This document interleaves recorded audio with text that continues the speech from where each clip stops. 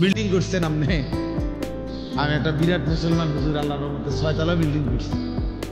আপনি 6 তলা বিল্ডিং করছেন? এই 4 তলা 6 তলা 10 তলা এই সমস্ত বিল্ডিং আমাদের বাংলাদেশে যেগুলো, ইউরোপ আমেরিকা এগুলো তো গণা তো ধরেন, তো গরু গরু মনে করেন, এগুলো তো তারা গরু গরু মনে করেন। আমার একজন পরিচিত আছে জাপানে থাকে, উনি আমার বলছে হুজুর আপনারা যে সমস্ত প্রাইভেট কারে চলেন এগুলো দিয়ে আমাকে জাপানে ছাগল টান, ছাগল টান। তো এইখানে এগুলাতে আমি যদি বলি মিয়া চিনেন কত বড় বক্তা, প্রাইভেট কার দিয়ে আসছি, খামখেয়ালি মনে করছেন মিয়া? তো এইটা কি আসলে প্রাইভেট কার দিয়ে আলি কি? সে প্রাইভেট কার দিয়ে তো ছাগল টানে। তার মানে এখানে আহামরি কিছুই না।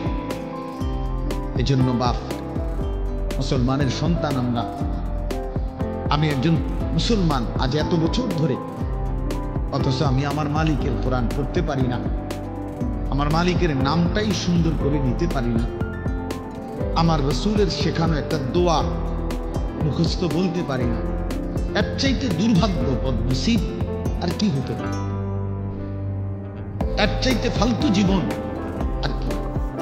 যে তার মালিকের নামটাই নিতে পারে না, যে তার মালিকের কিতাবই পড়তে পারে না, যে রাসূলুল্লাহ সাল্লাল্লাহু আলাইহি ওয়াসাল্লামের শেখানো দোয়াই করতে পারে না, যার কলিজার ভিতরে আল্লাহর কোরআনই নাই, তার জীবনটা একেবারে একটা বেহুদা জীবন। একেবারে পরিষ্কার হাদিস, রাসূলুল্লাহ সাল্লাল্লাহু আলাইহি ওয়াসাল্লাম বলেন, ইন্নাল্লাযী লাইসা ফি জাওফিহি শাইউন মিনাল কুরআন কাল বাইতিল খারিব। নবী সাল্লাল্লাহু আলাইহি ওয়াসাল্লাম বলেন, যার অন্তরের মধ্যে আল্লাহর কোরআন নাই কিছু পরিমাণ, তো সে একটা বিরান ঘরের মতো, সারা বাড়ি আলগা বাড়ি। যে বাড়িতে মানুষ থাকে না, কুকুর বিড়াল থাকে, গরু ছাগল থাকে, যেই বাড়িতে সাপ বিচ্ছু থাকে, এখন আর মানুষ থাকে না, মানে বিরান ঘর। এটা ফেলে দিছে আর কি, এই ঘরে এরা নতুন ঘর বাইন্দা মনে করেন চলে আসছে। এখন ওই পুরান ঘর যেটা আলগা পড়ে আছে, এটার মধ্যে এখন আর মানুষ কেউ থাকে না, তো এটার মধ্যে আপনার কুকুর বিড়াল থাকে, সাপ বিচ্ছু থাকে, এই সমস্ত পোকামাকড় থাকে।